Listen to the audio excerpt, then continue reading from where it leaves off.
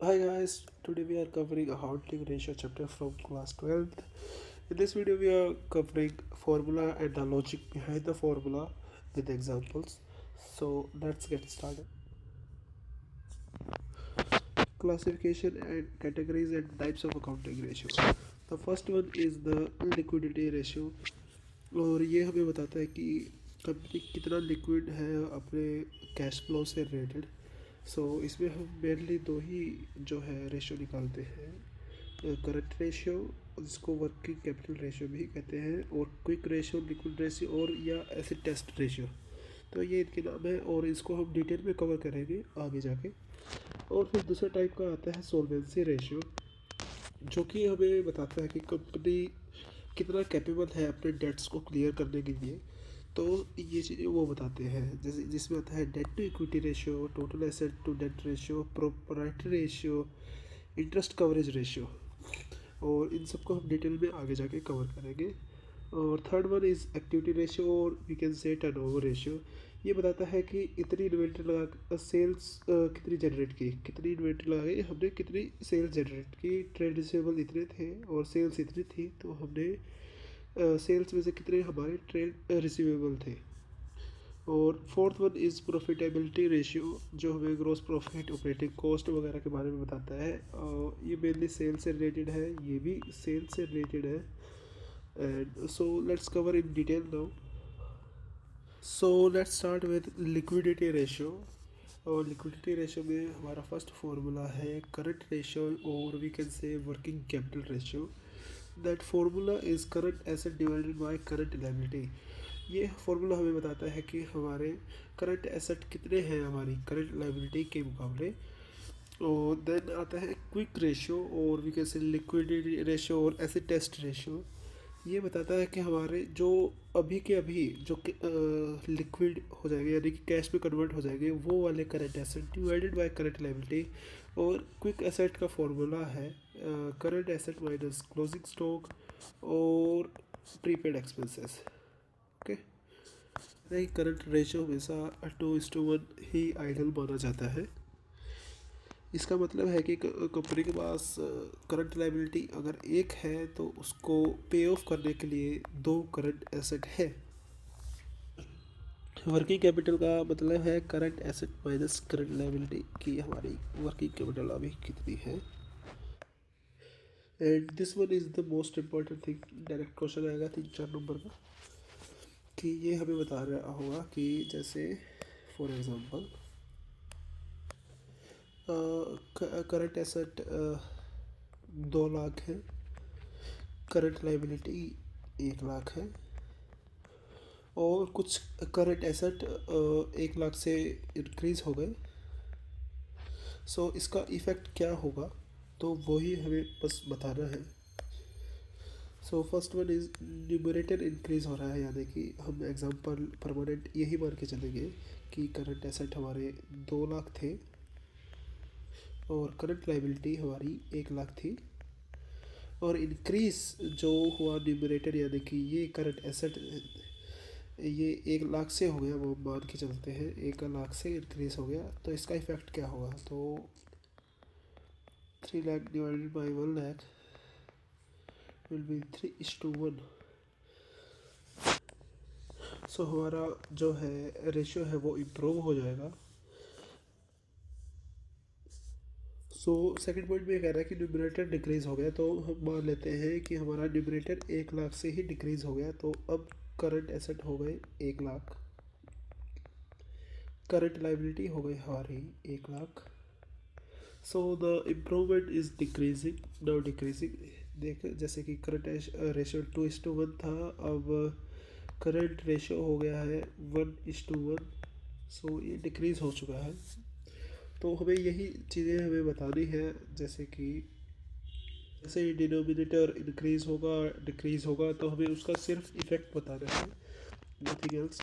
और अब ये इम्पोर्टेंट है कि न्यूमरेटर ज़्यादा इंक्रीज़ हो रहा है और डिनोमिनेटर डिक्रीज़ हो रहा है, तो इसका भी सेम ही इफेक्ट बढ़ेगा कि ये इम्प्रूव होता चला जाएगा। सेम लाइक 2 लाख 1 लाख 3 लाख हो गया और करंट लायबिलिटी 50,000 होगी, तो रेशियो इम्प्रूव हो जाएगा। अगर न्यूमरेटर डिक्रीज़ हो रहा है, डिनोमिनेटर इंक्रीज़ हो रहा है, तो वो भी सेम इफेक्ट देगा, डिक्रीज़ हो जाएगा। इफ़ न्यूमरेटर और डिनोमिनेटर सेम अमाउंट से इंक्रीज़ हो रहे हैं, फॉर एग्जांपल हमारे करंट एसेट 2 लाख थे, करंट लायबिलिटी 1 लाख थी, 2:1 का रेशियो था।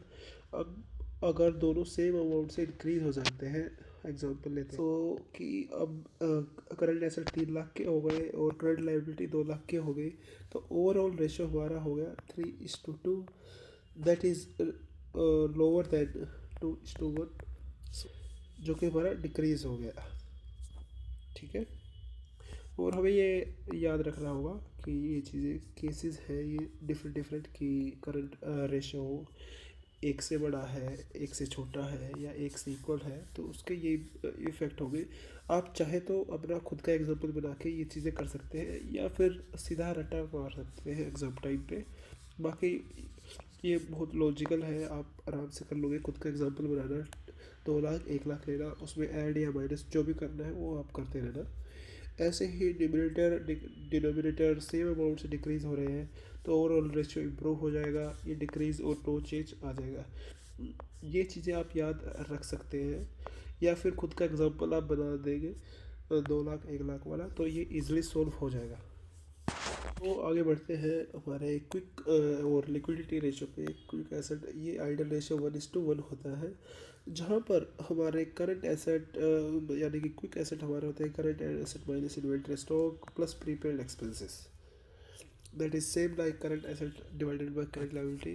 वो चीज़ ये आप एक बार रीड कर सकते हो। एंड मूविंग फॉरवर्ड, अब हम चलते हैं हमारे सॉल्वेंसी रेशियो पे, जो कि हमारा कंपनी की पोजीशन बताता है कि कंपनी कितना डेट पे कर सकती है, कितना नहीं कर सकती। वो सब हमारा सॉल्वेंसी रेशियो पे डिपेंड होता है, और वही हमारे कंपनी के बारे में बताता है। सो इसमें फर्स्ट आता है debt to equity ratio. Debt में हमेशा हमेशा हमें लॉन्ग टर्म लेने हैं, और डिवाइडेड बाय इक्विटी यानी कि जो ओनर्स का फंड है वो हमें यहाँ पर दिखाना होगा। Total asset to debt ratio, total asset हमेशा ये टोटल एसेट यानी कि fixed asset plus current asset divided by debt, debt हमेशा उन्हें लॉन्ग टर्म ही लेना है। आता है हमारा प्रोप्राइटरी रेशियो, इक्विटी ओ यानी कि जो ओनर्स का फंड है डिवाइडेड बाय टोटल एसेट, यानी कि ये रेशियो हमें बताता है कि टोटल एसेट पे यानी कि current asset plus current liability में, यानी कि पूरी बैलेंस शीट का टोटल हम जब करते हैं, उस अमाउंट में प्रोप्राइटर यानी कि ओनर का फंड कितना है। इससे हमें पता चलता है कि जो ओनर है अपने धंधे में कितना अपना पैसा लगा रहे हैं, कितना रिस्क टेकिंग उनका बिहेवियर है। उससे हमें आउटसाइडर को भी कॉन्फिडेंस आता है कि हाँ, ओनर अपना पैसा लगा रहे हैं तो कुछ कर ही रहे होंगे। So the next one is interest coverage ratio, यानी कि हमारे पास इंटरेस्ट पे करने के लिए हमारे पास कितना पैसा है, यानी कि इंटरेस्ट जहाँ जहाँ से हम पे कर सकते हैं वो हमारे पास कितना है, एक्चुअल इंटरेस्ट जो हमने पे करना है। यानी कि हम इंटरेस्ट पे करते हैं फ्रॉम पीबीआईटी, यानी कि एबिटा से हम अपना इंटरेस्ट पे करते हैं, यानी profit before interest and tax. ये जो प्रॉफिट होता है यही यूज़ होता है इंटरेस्ट पे करने के लिए, सो हम ये ले लेंगे। नीचे डिवाइड कर देंगे total interest on long term debt, debt हमेशा लॉन्ग टर्म ही लेना है रेशियो के अंदर। सो इससे हमें पता चलेगा है हमारे पास कितना प्रॉफिट है और हमें कितना इंटरेस्ट पे करना है। इससे हम पता चल जाएगा कि इंटरेस्ट पे करने के लिए हमारे पास कितना पैसा है। The next topic is activity ratio, और we can say the turnover ratio. So इसमें फर्स्ट आता है इन्वेंट्री टर्नओवर रेशियो, में हम न्यूमरेटर में लेते हैं कॉस्ट ऑफ सेल, डिवाइड में लेते हैं एवरेज या क्लोजिंग स्टॉक जो भी हमारे पास होगा। कॉस्ट ऑफ सेल इसलिए लेते हैं कि जो क्लोजिंग स्टॉक हमारा होता है उसकी वैल्यू जो होती है वो होती है कॉस्ट ऑफ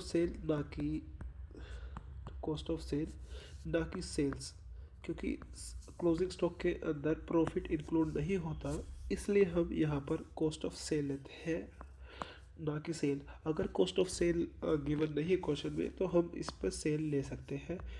और यहाँ पे हम लेते हैं एवरेज या क्लोज इन्वेंट्री, जो भी हमें गिवन होगा वो हम ले लेंगे।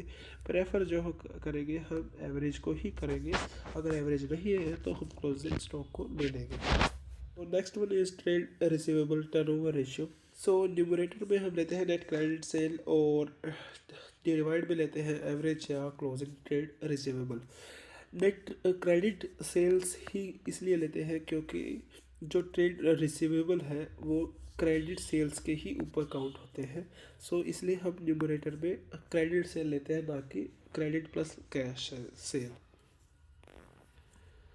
So the next one is trade payable ratio. इसमें भी सेम लाइक ट्रेड रिसीवेबल की तरह ही है। नेट क्रेडिट परचेज जो है न्यूमरेटर में लेंगे, average closing trade payable denominator में लेंगे, और सेम लॉजिक रहेगा ट्रेड रिसीवेबल वाले का।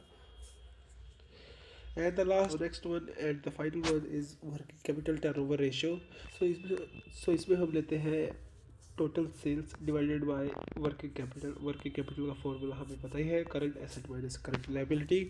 सो that is simple and some are similar terms जो कि आपको कंफ्यूज कर सकते हैं एग्जाम्स में, तो इसको भी एक बार आप रीड करके चले जाओ। One is profitability ratio. So इसमें आता है gross profit, operating cost, operating profit, net profit. So gross profit यानी कि जो कॉस्ट ऑफ गुड सोल्ड है minus sales minus cost of good sold है, जहाँ से हमारा ग्रॉस प्रॉफिट आता है उसको डिवाइड करेंगे नेट सेल्स से। सेम लाइक ऑपरेटिंग कॉस्ट को नेट सेल्स से डिवाइड करेंगे, ऑपरेटिंग प्रॉफिट को नेट सेल्स से डिवाइड करेंगे, ऐसे ही नेट प्रॉफिट को सेल से डिवाइड करेंगे। So that are very very simple. The final one is return on investment, or we can say return on capital employed ratio. यहाँ पर जो आता है profit before interest and tax divided by capital employed. इसका मतलब है कि हमने कितनी कैपिटल एम्प्लॉय करी, यानी कि हमने कितना पैसा लगाया, उससे कितना हमारा जो है earning before interest and tax जो है जनरेट हुई, यानी कि हमें अपने इन्वेस्टमेंट पर कितना रिटर्न मिला। ऑपरेटिंग कॉस्ट रेशियो का एक और फॉर्मूला है जो कि है 100 minus operating profit ratio. Operating cost में क्या आता है, cost of revenue from operation plus operating expenses. You can check this out, that is opening stock plus net purchase plus direct expense minus closing stock will be net cost of revenue from operations, यानी कि COGS. The operating expenses are direct expense, office expense, administrative expense, selling expense, distribution expense, and employee benefit expenses.